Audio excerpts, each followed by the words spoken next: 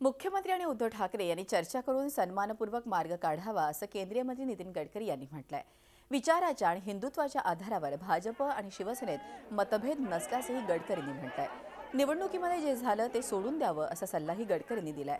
तर गडकरींच्या या भूमिकेला मुंबई भाजपचे अध्यक्ष आशिष शेलार यांनी दुजोरा दिलाय। झी24 तासच्या रोखठोक कार्यक्रमात त्यांनी ही भूमिका मांडली।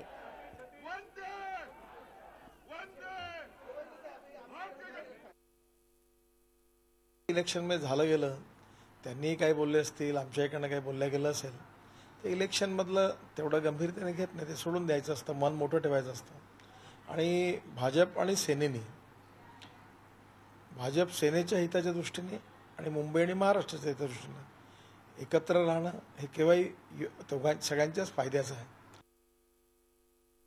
जनतेचा कौल स्वीकारावा, झालं गेलं विसरून जावं आणि एकत्र यावं असं स्पष्टपणे चंद्रकांत दादा पाटील म्हणे। गडकरी साहेबांनी देखील तशाच स्वरूपाचे विचार व्यक्त केले।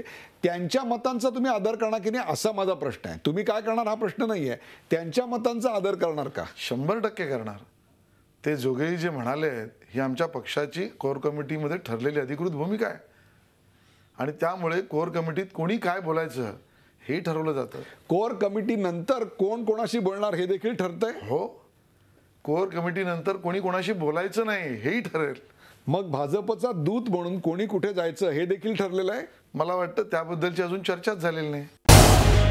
झी 24 तास रहा एक पाऊल पुढे।